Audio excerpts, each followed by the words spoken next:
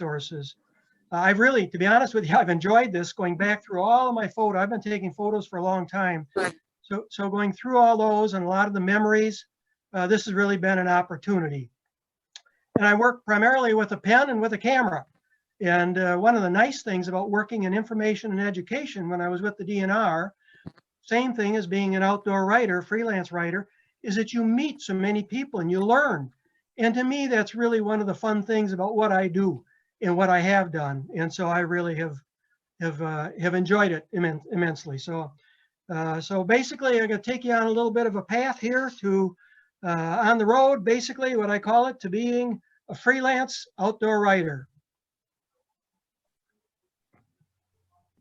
See if we can get her going. It's good to go. It was a page up or page down? Yeah, I did a page down. It didn't work. So let me try this.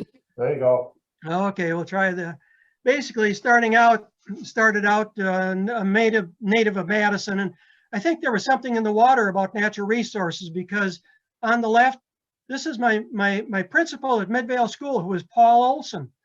And Paul, of course, was enrolled in the Wisconsin Conservation Hall of Fame. The interesting thing is that he was a member of the Dane County Conservation League, and he got them to start the Prairie Chicken Foundation, raised all this money for buying land up around Plainfield for prairie chickens. And so just was a really interesting person, and he was my grade school principal. Then growing up, basically my interests were in duck hunting and in baseball. And so I was a player on the Madison West baseball team, and I guess it's covered up here on the right, but one of the people who was on the team with me and I grew up with was Dick McCabe. And so Dick went into conservation, and he was the secretary of the Wildlife Management Institute out in Washington, D.C. A couple other people who were classmates of mine were Tom Ponte and also Tom Bainbridge. I don't know if any of the people who are listening in knew them, but they worked for the Department of Natural Resources. So I think there was something about it in the water and conservation. Grew up here in Madison, and basically I grew up in a family of hunters. And I tell people that I do everything what I do now, and everything I do is because I hunt. And basically it opened up the whole world of natural resources to me and broadened my horizons tremendously.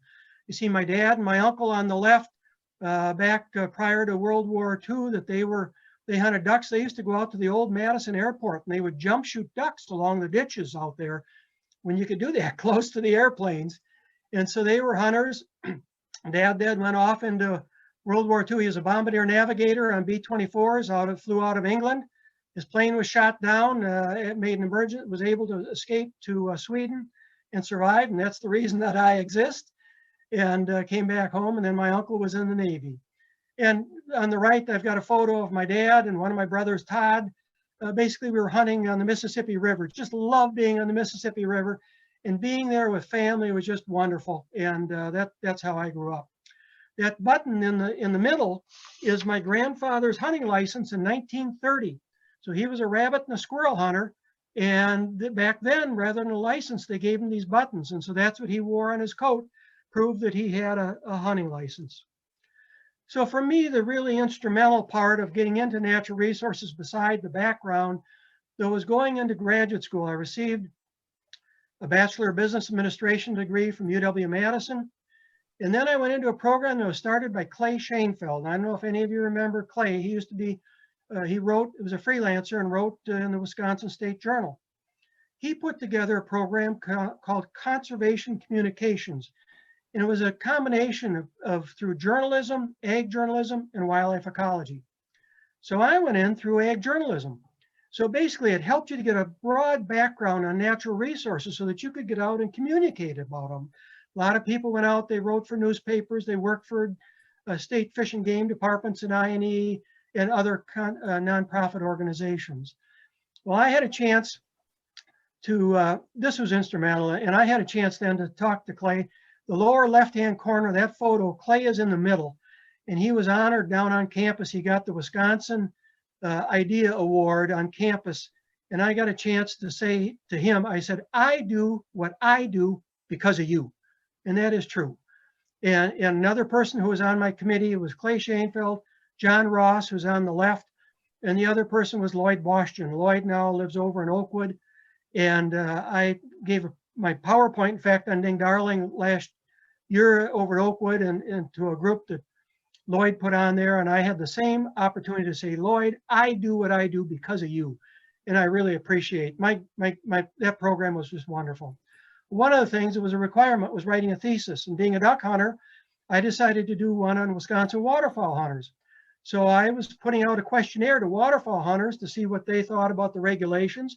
And then I gave the same questionnaire to the DNR to see what they thought about waterfowl hunters, to see if there was any communication between the two.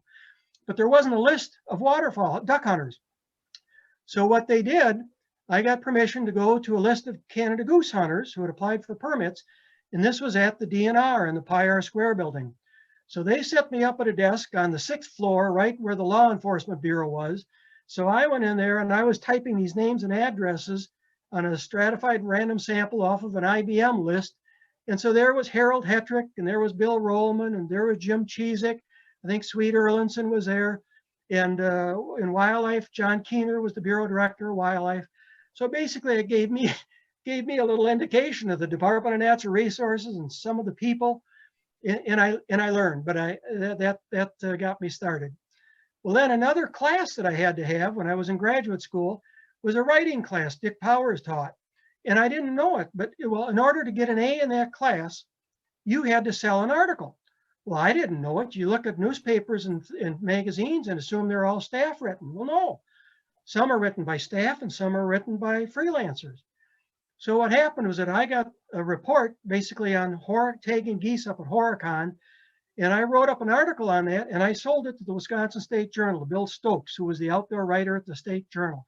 And so that, you can't see it with the photos here, but on the right there, it's the outdoor page was the article, a little article I put together, and I sold it to Bill Stokes. I turned around and I rewrote that article and centered on eastern Wisconsin. I sold a similar article to the Green Bay Press Gazette.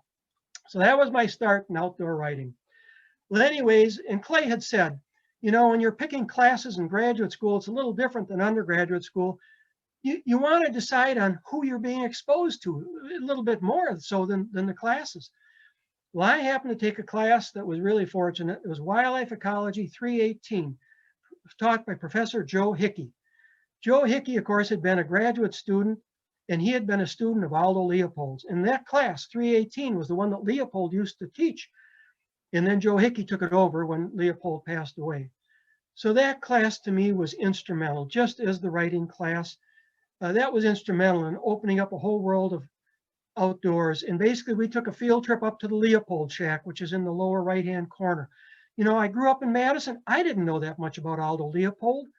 Well, I got a chance to learn. And in fact, I went to high school at Madison West, and Leopold's house at 2222 Van High Street was right across the street from my homeroom in West High School. And I never knew about that, never knew about it.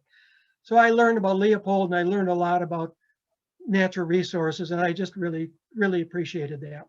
On the upper right-hand corner is a picture of a prairie chicken. In an ornithology class in graduate school, I had the opportunity to go up and stay with the Hammerstroms, Fred and Fran Hammerstrom. So we went up there, we stayed overnight. We were up in what they call the bunkhouse, which was their attic and on bunk beds. Went out early the next morning at like 3 o'clock in the morning, went out to watch prairie chickens. And then we came back in, and then we had to get debriefed by Fred. And then Fran had made a bacon and egg breakfast for us. I did dishes, and I dried some dishes with a rag. And then she said, "Oh, you didn't use that rag, did you?" I said, "Yeah, I did."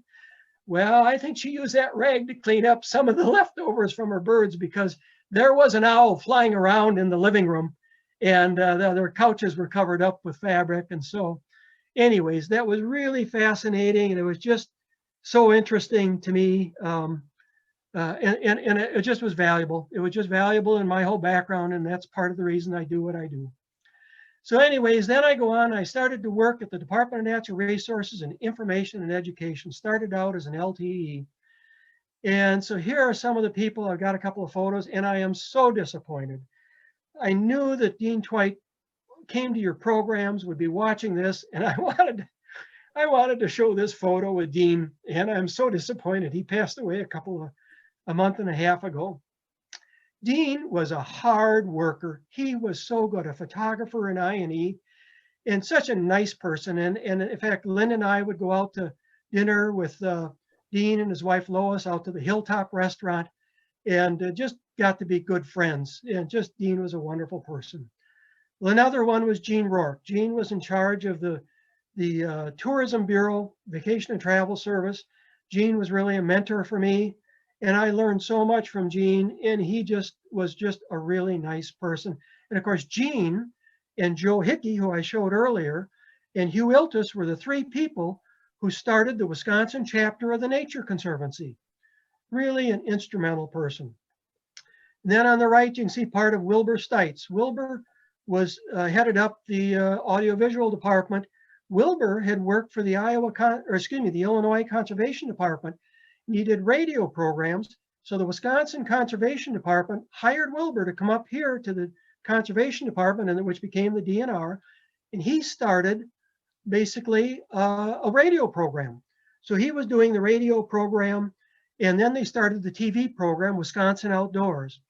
Wilbur was an avid duck hunter, and he and I duck hunted a little bit together. He was the best duck caller I ever knew and an excellent shot. He was just an excellent person, a really good hunter. So people like that were so good, and I got to work with them. Then there were other people, in Mary Blaisdell, Margaret Gaffney, Janet Beekner, now Janet Kernan, Jerry Dahman, Ken Coyle was in charge of the Conservation Congress. Bud Gorley worked in the press section. I worked with Bud. I really enjoyed that. And the wildlife people. There are just so many people that I got to work with. So I worked for the DNR and the Bureau of Information and Education from September of 1971 to April of 1976. And basically, I wrote news releases. I wrote the outdoor report. I wrote some things for the magazine. I wrote some scripts for the television program. I worked with outdoor writers, and I fascinated. I love that, working with the outdoor writers. One of the things I did was some proclamations. And again, I knew that Dale Morey was a member of the group, and I so wanted Dale to see this photo. But anyways, I wrote the Safe Boating Week proclamation for the DNR. And so we had to take it up to the governor's office. So I went up to Pat Lucy, and he signed the proclamation that I wrote. And so they took a photo. Well, here's a photo of me and Pat Lucy and Dale Morey, a young Dale Morey over on the left. Really great person, a wonderful warden, and I got to be good friends with Dale. I'll mention that later on. But that was just fun. Up on the top photo there, you see Carl Batha wrestling with some wild turkeys when they brought wild turkeys in. Down below was Ed Frank. I got to interview Ed Frank, write news releases on the pheasant program, on turkeys, and then I got to interview Ed later on when I became a freelance writer, and really enjoyed that. And one time Ed and I went pheasant hunting. Of course, Ed is this big, tall guy, so we're going through high grass, and he's taking a step. Every step he takes, I'm taking 3 steps to try and keep up with him. And so I enjoyed that. So many good people that I got to meet. On the right, unfortunately, you can't see the whole photo there, but they were doing a project with the Research Bureau on foxes and owls. And so here they were digging up some fox dens. And on the left, the back of Mark Martin, he was there.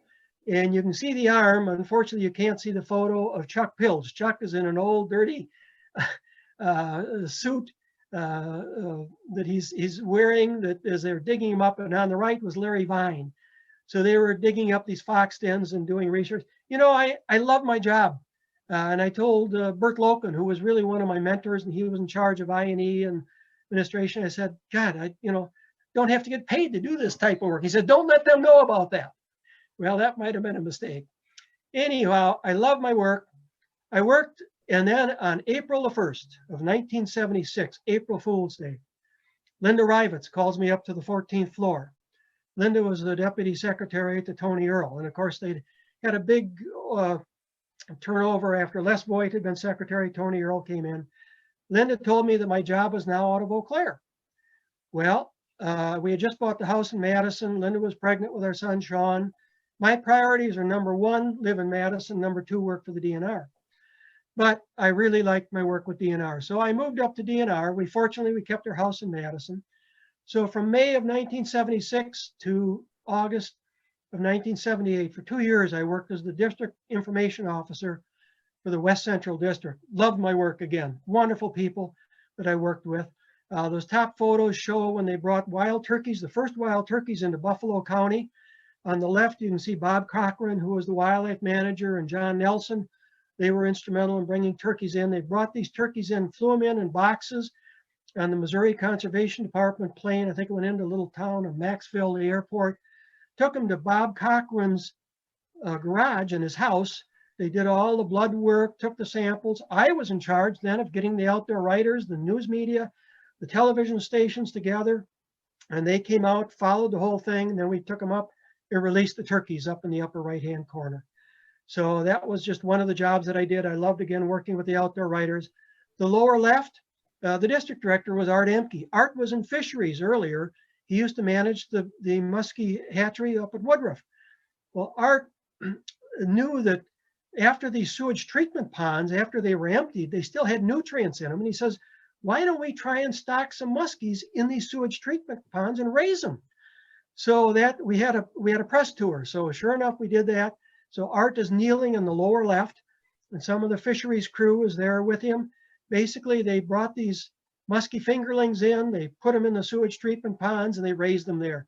But I was in charge of working with the news media, getting the coverage.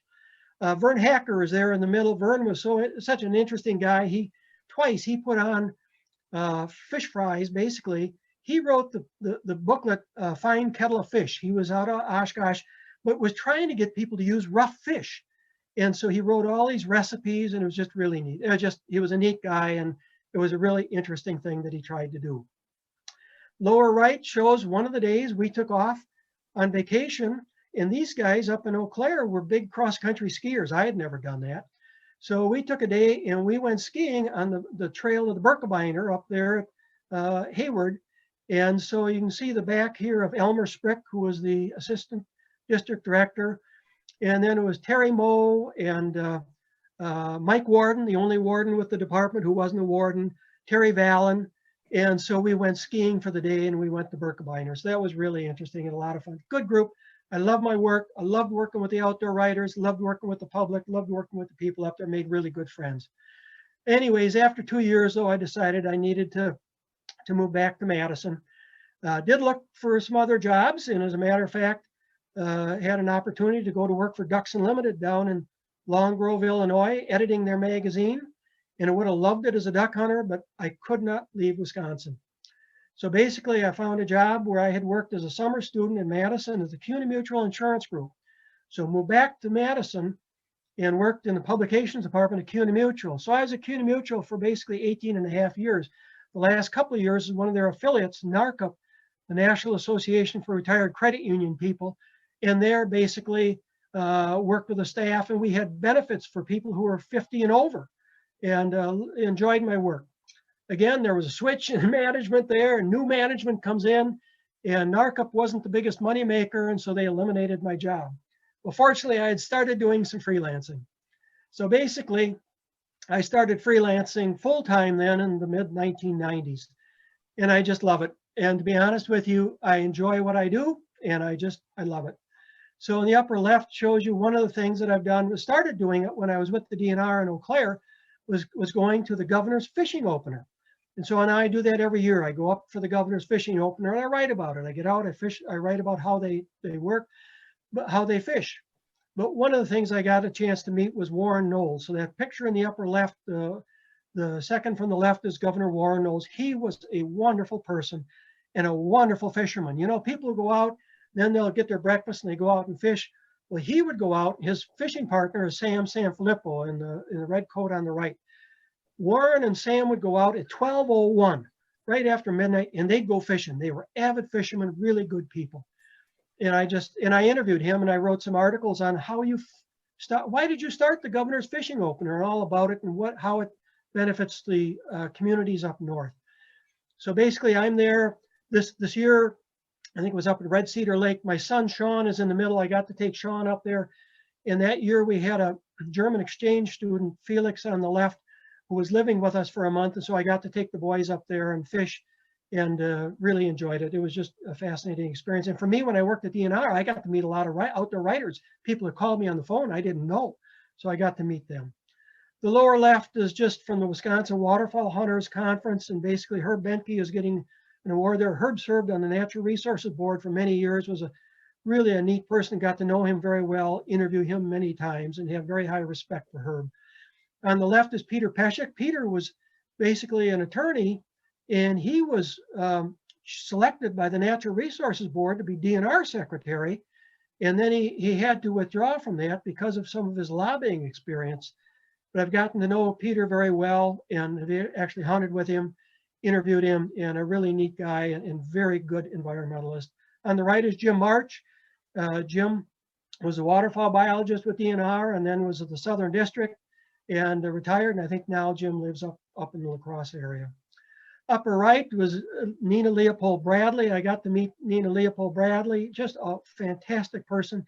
And I have had the opportunity to interview her about what was Aldo Leopold like, and her sister also.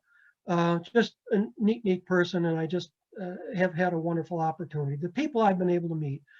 Lower right, it was the 75th anniversary of wildlife management, starting at the Conservation Department and now the Department of Natural Resources.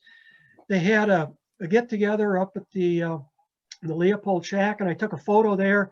Unfortunately, you don't see Cliff Germain on the right, but you can see from left to right some of the people you might recognize: Harry Strobe, Armand Schwingel, Jim Hale. Jim had been a student of Aldo Leopold's. I interviewed him about Leopold. Nina Leopold Bradley, and then George Hartman, Don Thompson.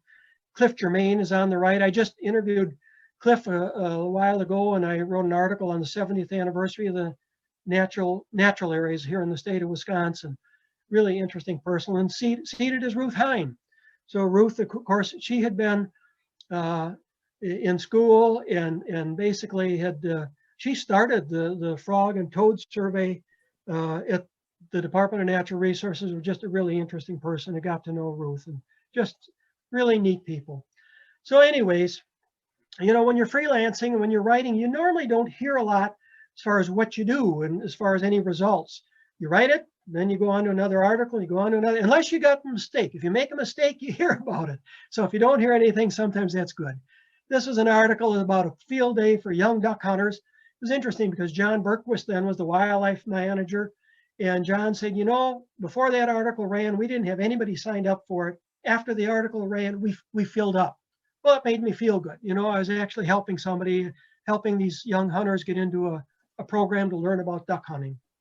This was another experience that an article down below, an article I wrote for the State Journal about Lyme disease and getting the ticks when they get on you and what it can do. I think I might have interviewed Terry Amundsen, who might have been the wildlife disease specialist back then. So that was in the Wisconsin State Journal. I think it was September the 20th, back in 1987. So then about a month later, here on the front page of the State Journal, here's this article about some guy talks about Lyme disease. And he goes into the State Journal, and evidently he had read that article. And so then he took it to his doctor. He had been feeling very ill, took it to his doctor. They were doing blood sample. He says, take a sample of my blood check for Lyme disease. So they did, and sure enough, he had it. So the doctor treated him for that. Well, he goes into the State Journal offices, and he says, hey, I wanted to talk to this guy and thank him for this article. Well, of course, the receptionist didn't, I didn't work there. I was a freelancer. They didn't know me. And so anyway, so they assign it to another writer, Susan Smith, and she writes the article. Later on, it does say that the article, thanks to Tim Eisele for the outdoor writer who wrote the article. So anyhow, it made me feel good. I'd helped somebody. And the other thing too that I want to show you here is that you can get an idea when you read a paper, when something is written by a staff person, you see under Susan Lampert Smith, it's of the State Journal. So somebody like, same thing with the Milwaukee Journal, of the Milwaukee Journal, or else they'll have their email at the Milwaukee Journal. Where a freelancer, down below my name, it says written for the State Journal. So I mean, if you were to want to get to write, get to somebody like that, you would have to, by looking at that, you'd get an idea of whether they're a staff person or whether they're a freelance person. So that's some of the good thing of doing an article. Well, this is one of the negative things. You do have people who disagree with you, people who don't like it. You can see this guy, John Pogue. This is an email he wrote to me. Starts right off, eisele, pretty pathetic. You constantly use your bully pulpit as a shill for the DNR. You are so stupid thinking about UCWD. He goes on to talk about, and he talks about the DNR, and he talks about chronic wasting disease. And basically, he calls me every name in the book. And later on, you don't see it down at the bottom, but later on, he goes to insinuate that I probably do some things that are not very pleasant in a turkey tent. And he wants to know where I hunt deer because he's going to go up and shoot all the deer. So anyways, so that's one of the things. He pays his nickel or quarter for the newspaper. He has a right to his opinion, but he didn't agree with what I wrote. But I've also met some really nice people, really good people. And this is a letter that I got from Jay Reed. Jay was one of my heroes, was the outdoor writer at the Milwaukee Journal. Jay wrote me a nice letter here that I had written something to him, and he thought, well, that I added some reportorial dignity to the outdoor page, something that had been missing. And so anyways, it was really nice of Jay to say that. In the upper right, and you see part of it is Don Johnson. Don was the outdoor writer for the Milwaukee Sentinel, got to be a good friend. He was a mentor, and I did some grouse hunting with Don. I just really enjoyed meeting him and knowing him, and I got him involved in our Wisconsin Outdoor Communicators organization. And then he would come to the meetings and he would talk about a lot of the things back with the Conservation Department in the 1940s. And so that really was so interesting to know Don, and they were good friends. And I really am very appreciative. But I've also been able to make good friends with people that I worked with at the DNR. So this shows you some photos of people that I duck hunted with. And a lot of these are retired wardens. Larry Keith, who's in the lower center with the red hat. Larry was the recreational safety specialist up at Eau Claire when I worked up there. And so he started a duck hunting group down out of south of La Crosse. And he asked Dale Morey and I if we'd like to go duck hunting. So we did that for 30 years, and we had a wonderful group. So in that photo in the upper center, you see some of the people that we met for dinner, and you'll see Harold Hetrick, who's on the left. He used to be the assistant chief warden. Bill Hebing in the middle. He used to be the warden, and Prairie du Chien. They were all retired then. Larry Keith is in the lower right there, and then Jim Kincannon, who was a warden up at Toma. And standing in the back with the apron was Dale Morey again, and Dale Sundane. And one of the things, you know, these older wardens were really good cooks. So we would go out duck hunting, and Dale would cook the ducks on Wednesday night. He'd put the ducks in a Dutch oven, and we'd come in after hunting that day, and you can see we're sitting down there to a wonderful meal of duck, and we just enjoyed it. It was fantastic. On the left is Dale with his Labradors. He hunted primarily because of the dogs. It was really fun. And then Larry Keith and I fished with Elmer Sprick, who's there on the right. He retired on Lake Pepin, and so we'd go up there and fish each year and really enjoyed that. Well, this is Art Emke, who was the district director in Eau Claire when I worked up there for 2 years. And I fished with Art afterwards, and this is my son, Sean. He and I were fishing with Art, I think maybe on Big Sisabagama Lake. And Art mentioned once that somebody had asked him to write some of his memories about raising muskies. And so I told Art, I said, geez, he had such wonderful knowledge. Why don't you write that up? So he did. So we put that in a booklet that my wife Linda and I self-published for him. So basically Linda and I edited it. I typed it up. Linda set the copy, did the layout. We had it printed down at Badger Printing, I think down in Fort Atkinson. First printed it in black and white, and then printed it in color. And now they give that away up at the Woodruff Hatchery to people when they tour the hatchery. But it was a labor of love, and did it for Art because really enjoyed him and found him so interesting. Just I collect some mementos on DNR and Conservation Department. This is some old stationery that I have a friend who goes to garage sales and picked up this station letterhead. I think it was from the 1940s. You see Ed Vanderwall was then the director of the department, Conservation Department. Ernie Swift was there. Ed Schneeberger was the fisheries director. Harrington was the parks director. Joe Alexander was in charge of I&E. So I have some of these old things. The buck slip over on the left. I knew I was just an LTE with DNR, but I knew that I had made it when I got onto Walter Scott's buck slip, because he would route all sorts of things around, and it was a wonderful resource of material. And so that's one of his buck slips that I've saved. In the middle, you've got my copy of Game Management. I've had each of the 5 Leopold children sign that.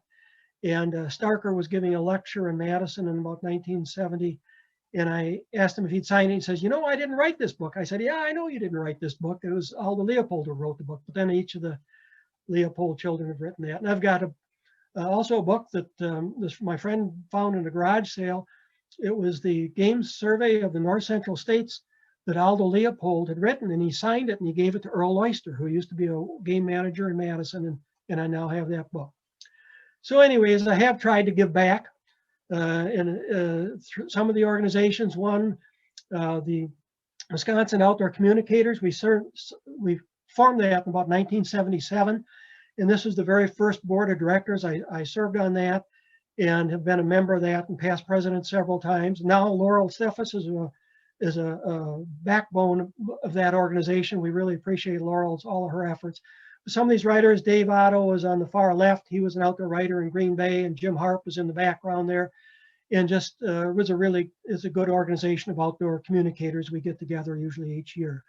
Served on the board of the Wisconsin Wetlands Association, 6 years on the Friends of the Arboretum. I've been 20 years now on the board of governors of the Wisconsin Conservation Hall of Fame. I just try and give back.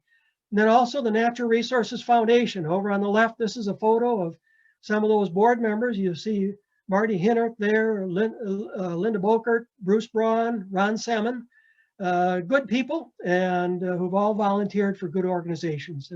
And so I take my hat off to the DNR people who do that. The lower right, one of the things we've tried to do also to give back is formed a scholarship. One of my brothers, Todd, passed away at age 50, graduated from the College of Natural Resources at UW-Stevens Point. So we now, the brothers and the families, we fund a $1,000 scholarship that we give every year to a student in natural resources at UW-Stevens Point who are majoring in either waterfowl or law enforcement. Todd wanted to be a warden, and our whole family were duck hunters. So we give that away each year. We get to go up, we get to meet the student. This year it was Nate Huck was the student. But there's 4 people who are students then who are now employees at DNR. Ben Mott, Eric Canania, and 2 others that I haven't met, but they now work for the Department of Natural Resources. They've had the Todd Eisele Scholarship. And anyways, the other thing I'll mention is that we also try to put some money where our mouth is by, we purchased property. You know, when I was with the DNR in Eau Claire, we'd take people out and we'd show them some of the aspen clear cuts, what they had done, clear cutting, and then all of a sudden the aspen come back and how they rejuvenate and improve the habitat. Boy, I'd be certainly interested in trying to do something like that. Plus, I'd like to have land where I could hunt, selfishly.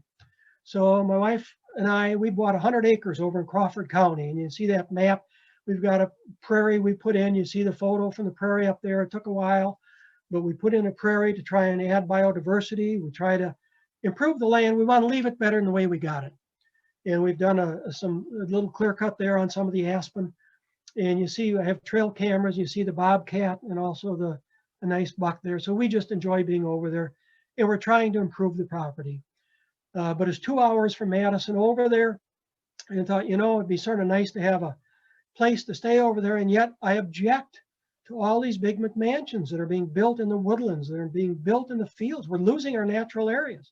So basically, we finally decided a little log cabin would fit in, put it way in the back.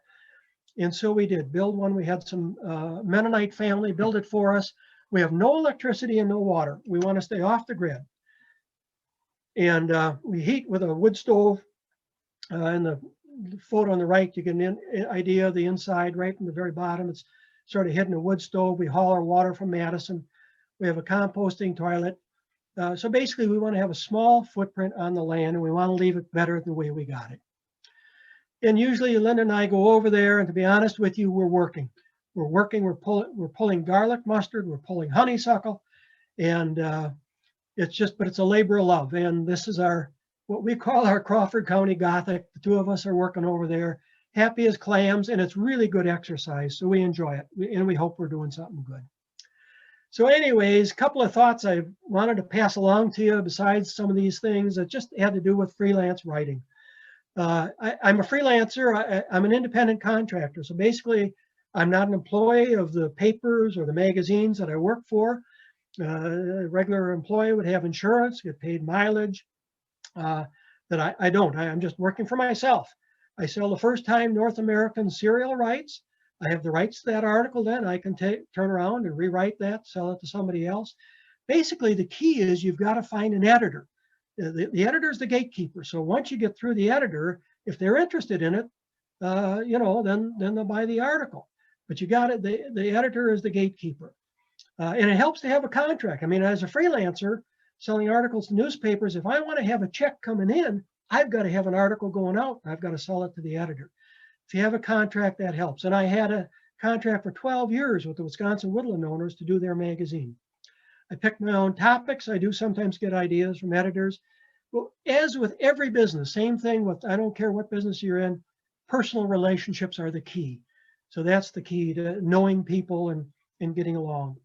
Try and keep editorials to editorials and news to news. There's an editorial on the Right Agency part of that. The Wisconsin chapter of the National Wild Turkey Federation was getting involved in things with deer baiting and other stuff that I felt they shouldn't be in. And I wrote an editorial saying, this is not my state chapter of NWTF. Well, that editorial went down to Edgefield, South Carolina, where their national headquarters are. And a few months later, they made some changes. I don't know why, but they did. And I'm very pleased with that. Sometimes people wonder, why did articles get in and other articles don't? Remember that the word new is 3/4 of the word news. So most things that are written about have to do with something being new. And I just have a desire to share information, what's going on. And that's what I wanted to pass along through my articles. I enjoy learning, and I think that's what life is all about, is lifelong learning. That's really the key. And the only thing, as a freelance writer, the only thing that I have control over is my own integrity and my own reputation. If somebody from the State Journal makes a mistake and they go back into the same office to talk to somebody, well, it's the State Journal, it's there. With me, it's myself. That's the only thing that I have control over. But also, outdoor writers basically are becoming rare these days. I once went into the chairman of the Senate Assembly Committee, Dwayne Johnsrud, and he said, "Oh, I had to give you a plaque for being an endangered species." I said, "Endangered species? Yeah, you outdoor writers are dropping off like flies." So that's the problem. The papers right now are not having outdoor pages or outdoor writers. So, and this is, of course, this is the passenger pigeon. And this photo I took when I was out at the Department of the Interior building in Washington, D.C., and down in their museum. They had Martha, which was the last passenger pigeon, died in the Cincinnati Zoo in 1914. And I took a photo of it with the endangered species. Up in the upper right, you see the head of Chuck Pills. He was in charge of the endangered species program, and he's holding the license plate there that he has, that he came up with, what I think is a really good way to raise money for endangered species. And in the lower right are some of the outdoor writers. When Jay Reed passed away, the board passed a resolution, and so they had that up in Nelson, Wisconsin, and some of the outdoor writers got together, and Joe Knight is there, and Don Johnson was there, and myself. Dave Van Warmer, you can't see right now, had been with the Milwaukee Journal. Bill Stokes is in the lower left there. He was a wonderful writer with the State Journal and then the Chicago Tribune.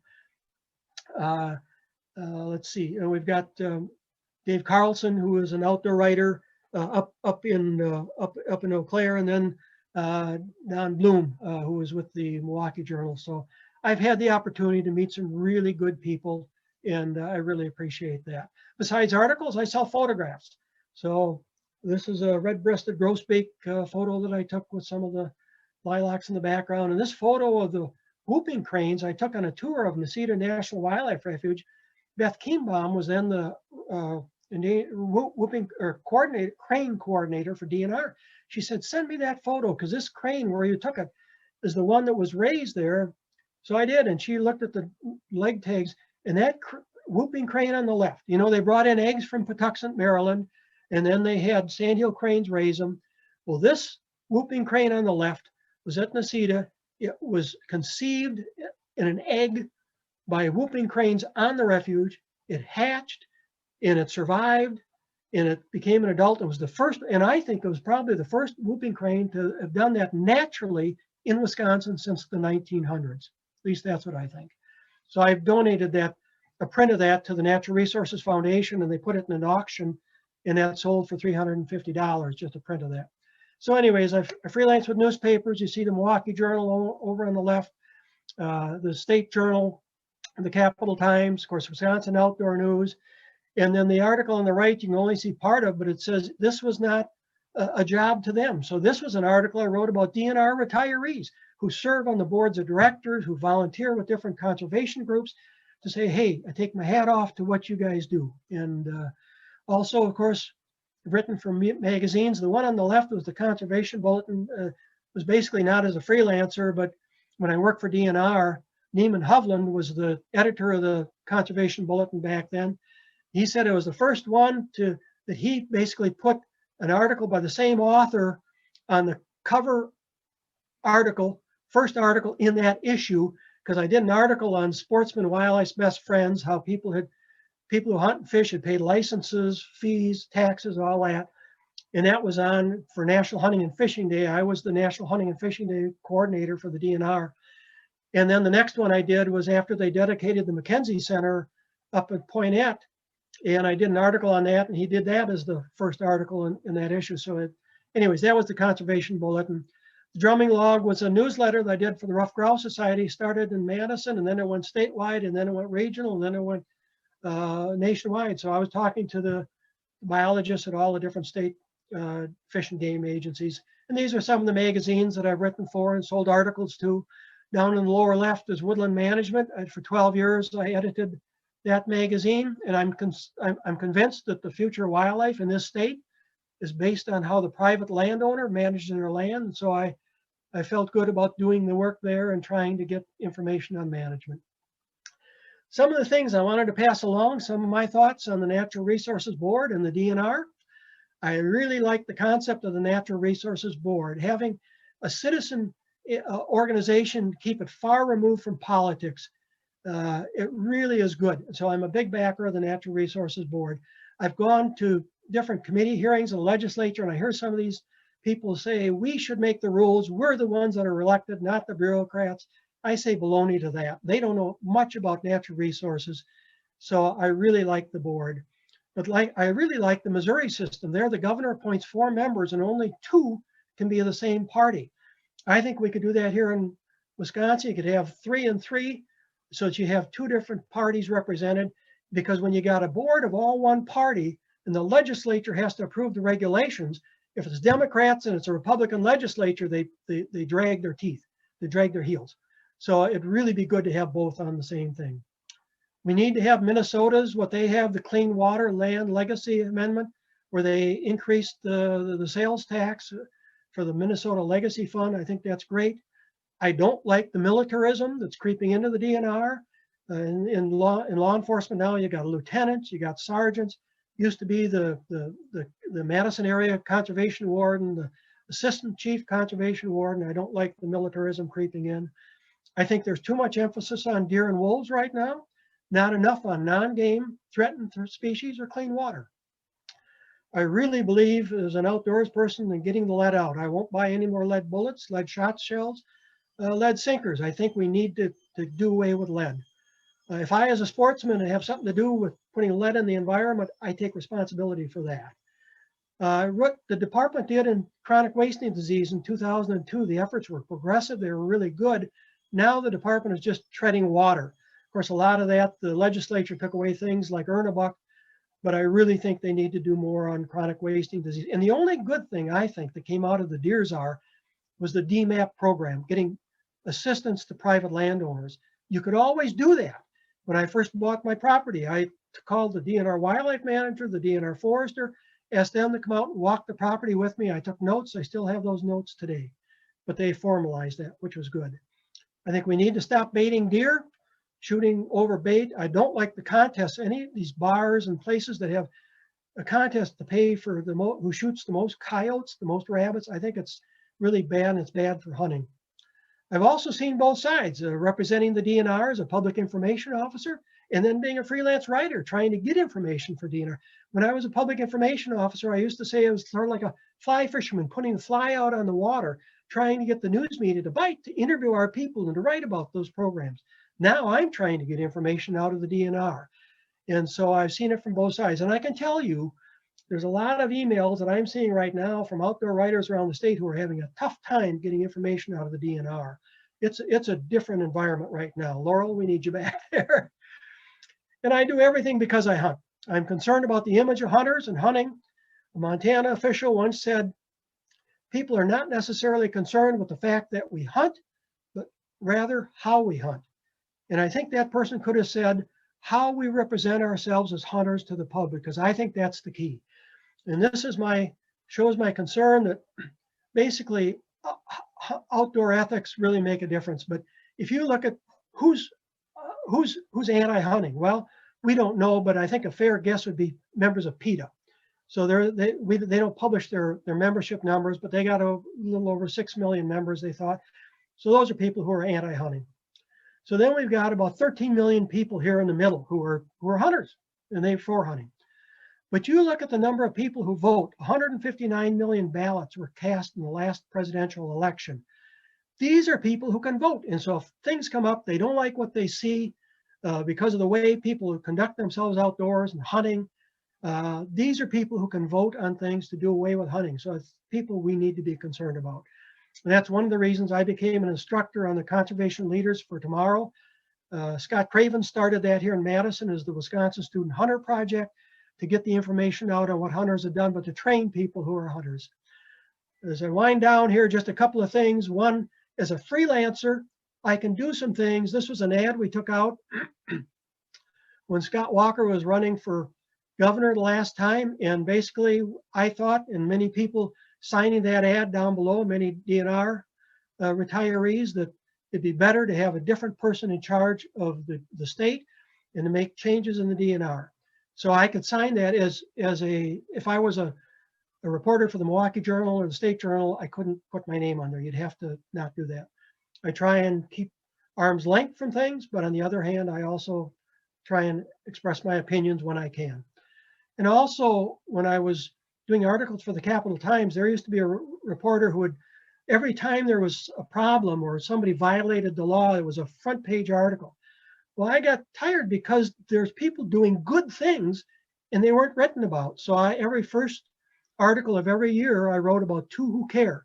And this year it's the Martins, Sue Foote Martin and Mark Martin, who used to be DNR employees. And they were two of them that I wrote about, people doing good things. And that's what I have written about. I think we need more compassion, understanding of consumptive users. We've got to get away for everybody to fund natural resources, not just those who hunt and fish. We got to be concerned. So many people now, it's just, I got to have it now. I got to have it now.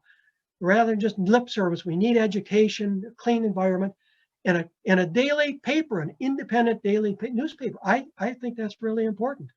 We also have to recognize people who are in public service, people who work for DNR, Fish and Wildlife Service, Natural Resources Conservation Service. This is good work. And sometimes they're just poo-pooed by legislators and the public. And we need to take our hat off to those of you who do that type of work. And I just realized how fortunate I am.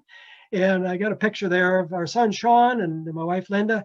Sean sort of merged both our interests in the school-age children and in the environment. Sean is now the executive director of an environmental education facility up in Juneau, Alaska. And so we're going to go up there and visit him in May. And I enjoy what I do. Who says work can't be fun? That smallmouth was caught up on Chequamegon Bay. The first time I ever got sick of catching fish, all these 18 to 20-inch smallmouth up there. I was out with Roger LePenner, and it was just wonderful.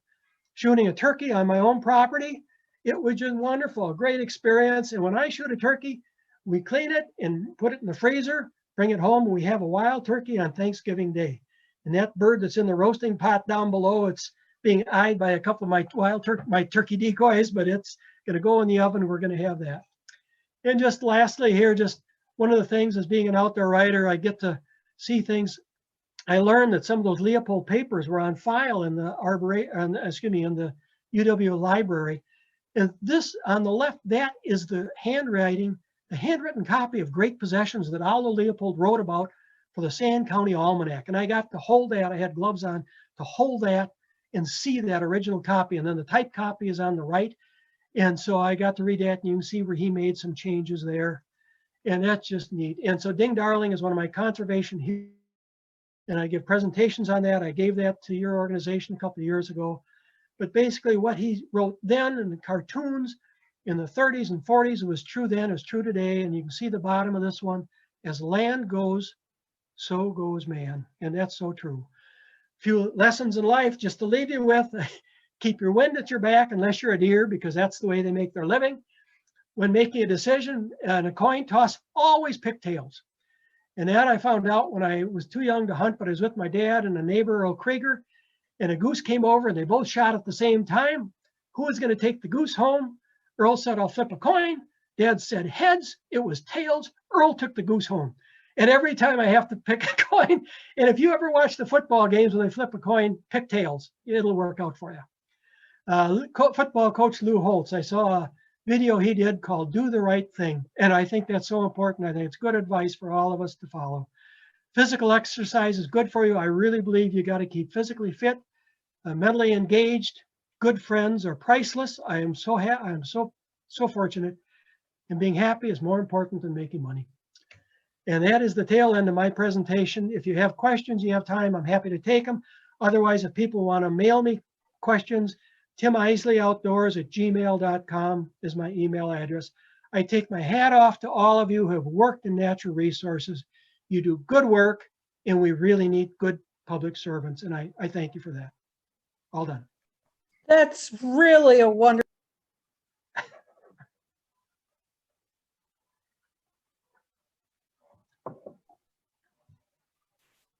Yeah, unmute, Laurel.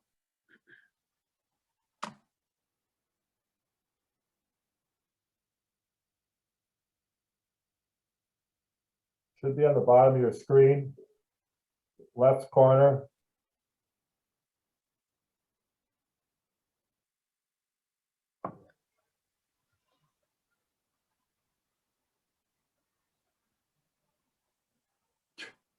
I'm back. Thanks again, Tim. So are there any questions for Tim? There was one there I saw about who do you see following in your footsteps, and as the career is winding down, and yes, career is winding down, and I'm hoping to put a bunch of things together in a book someday. The Leopolds I've had a chance to interview, and other people, and hope to do that, but I'm starting to tell. But that's one of the problems. There are young people who are interested in outdoor writing. In the past, there's been a lot of competition, a lot of young people. It's tough. I mean, when you're a freelance writer, there's other people who want to sell articles to the same editor. So there are some now coming along, but I think that the problem is that newspapers are doing away with their outdoor pages. Mm-hmm. And so, you have to almost find a job with Ducks Unlimited, Rough Grouse Society. They pay people to edit their publications. So you have to look for that. There are some people, but I think it's fewer than there were before. Yeah. The Association of Outdoor Communicators has actually started a scholarship for college students interested in outdoor communications. And it's really wonderful to read some of the letters and articles they've done. Tim, are you the only one still showing up at the Natural Resources Board meetings? I'm usually there at every meeting, so no. At some of the meetings, Paul Smith is there from the Milwaukee Journal, but of course now with everything online, it's easier for them to do it from their home. So Paul is a really great writer and a good person, and he watches every one. So he comes to most of them.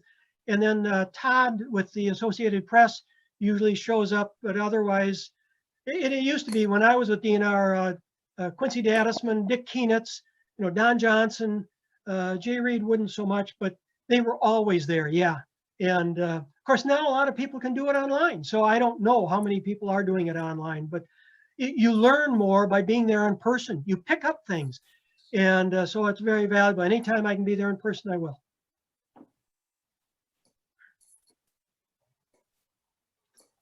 Anybody else? All No. righty. I don't know if we gave him a lot of applause or any applause. You couldn't tell, but applause to you, Tim. Thank you very much. Ron Seven here. It was just marvelous. Thank you, Ron. Thank It's you. wonderful being with you on the board of the foundation. You've really done a wonderful job there setting that organization up, you and Bruce and all of you. I hope I didn't bore anybody, and I take my hat off to all of you. Thank you. And you know, Tim, you are eligible for membership in ARC. I would be a member, and I would have been a DNR retiree if it weren't for Linda Rivitz's conversation back on April Fool's Day. But once I retire, and in order to keep arm's length, I feel that but once I retire, I would gladly put in an application to join your association. I'd be more than happy to be a member. Yes. Great. All right. At this point, we can, I guess, let Tim go and let him recover from trying to keep us in line. And we open it up to any chatting that people want to do among themselves while we still have the Zoom line.